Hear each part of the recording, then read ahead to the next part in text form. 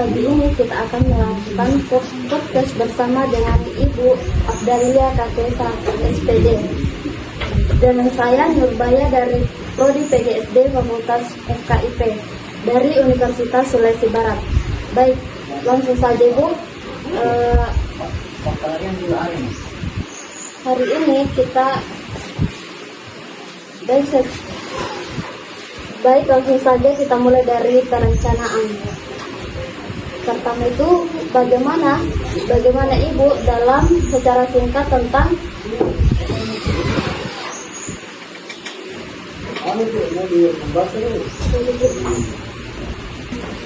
Baik, langsung saja kita mulai perencanaan. Dalam perencanaan, pertanyaannya perencanaan secara singkat, tantangan terbesar apa yang Ibu hadapi saat menyusun modul ajar dan menentukan alur tujuan pembelajaran di awal implementasi kurikulum merdeka. Yang pertama yang kami hadapi itu khususnya pada pribadi saya sendiri, bahwa dalam menyusun RPP itu dengan alur tujuan pembelajaran itu harus mengacu kepada ketersediaan yang ada. Selama ini ketersediaan itu masih sangat terbatas, karena kita harus besar dulu dan itu membutuhkan proses waktu yang cukup lama untuk menunggu ketersediaan buku tersebut. Tapi bukan berarti kami tidak berbuat. Jadi bagaimana cara kita itu, usaha kita itu mencari buku di luar, di sekolah-sekolah yang sudah lebih awal memiliki buku, kita harus pilih untuk menyusun RPP itu dan alur tujuan pembelajaran. Jadi tantangannya itu kita harus betul-betul bekerja lebih gesit supaya ketersediaan RPP ini ada sebelum kita mengajar. Jadi dalam tantangan yang dihadapi dalam ketersediaan buku kurang keterbatasan buku. Dalam sebelum adanya buku tersebut, Ibu menggunakan apa sebagai pengganti dari buku tersebut?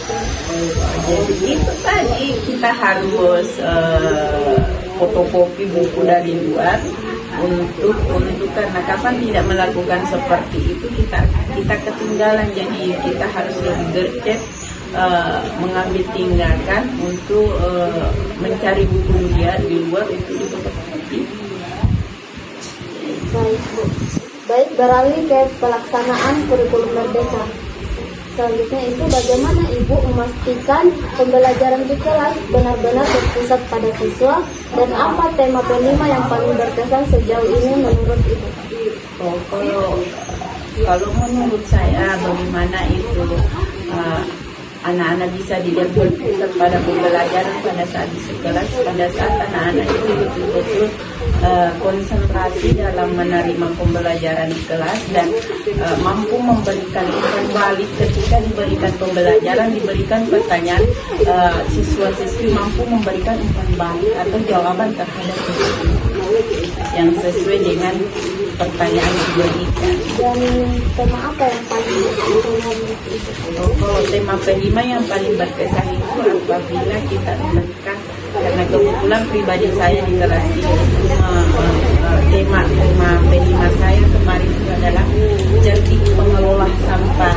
Jadi apabila saya tugaskan siswa untuk mengelola sampah itu, mereka sangat antusias, karena juga di samping di balik mengumpulkan sampah itu ada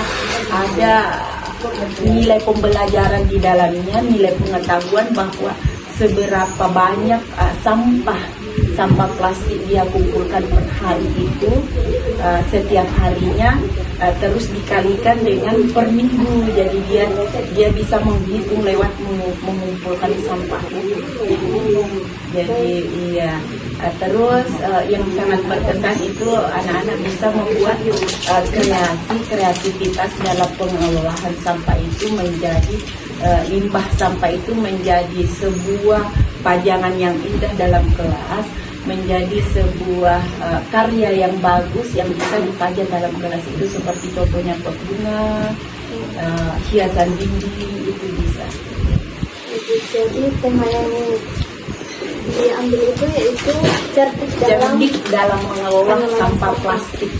Baik, di sini siswa tidak hanya belajar mengenai sampah, cara membuat sampah atau pengelolaan sampah, tetapi juga dapat mengolah sampah tersebut. Ia dapat mengolah menjadi sebuah karya yang sangat bagus. Ya. Baik Bu, terakhir tentang asesmen. Tentunya asesmen ini tidak kalah penting dengan perencanaan dan pelaksanaan. Kurikulum Merdeka menggunakan asesmen formatif sebagai kunci perbaikan. Jadi bagaimana Ibu menggunakan hasil asesmen formatif tersebut untuk benar-benar memperbaiki proses pembelajaran, bukan hanya memberi nilai. Jadi persoalan tes formatif yang diberikan kan tujuannya untuk mengevaluasi anak-anak, untuk mengetahui sejauh mana pengetahuan, sejauh mana anak-anak menelaah pembelajaran dalam kurun waktu yang sudah ditentukan sebelum kita masuk di tes formatif. Jadi tujuan kita memberikan tes formatif itu ketika di tes formatif itu ada hal-hal atau ada materi yang dianggap tidak berhasil, yang menurut kami tidak bisa dicapai anak-anak setelah pembelajaran itu, yang kita berikan seperti pengulangan remedial untuk mencapai sebuah nilai yang lebih bagus lagi. Karena hal yang tidak bisa dipungkiri bahwa tidak semua anak-anak itu kemampuan pengetahuannya sama. Ada yang ada yang di atas, sedang dan lain-lain itulah. Jadi kita bisa mengukur itu. Jadi itu sasaran kita mengevaluasi siswa.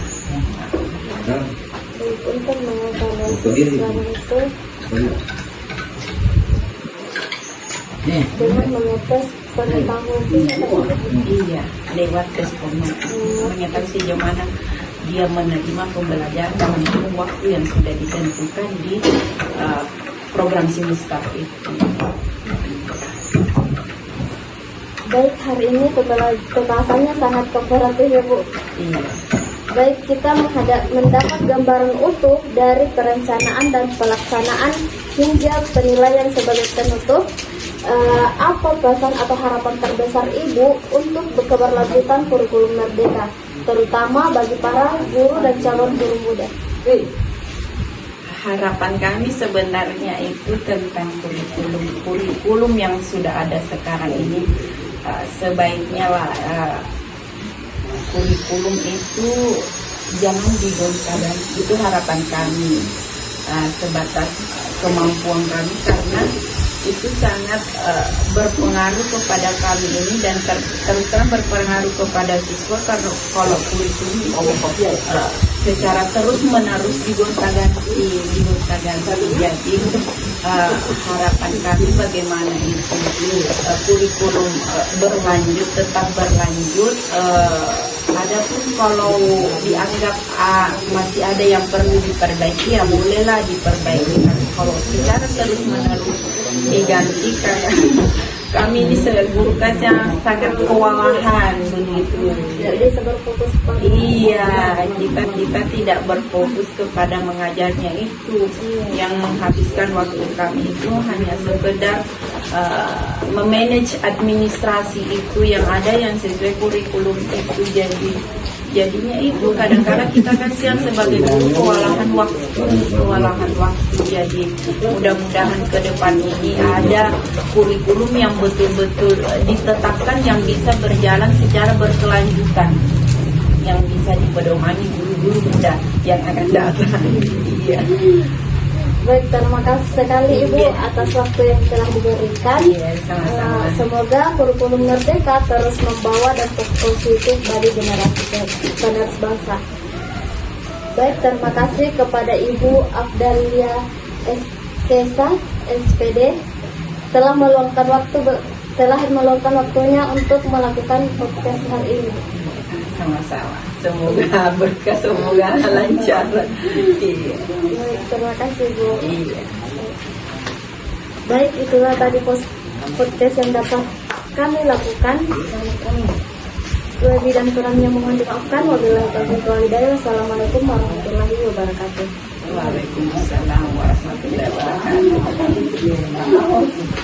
Boleh itu.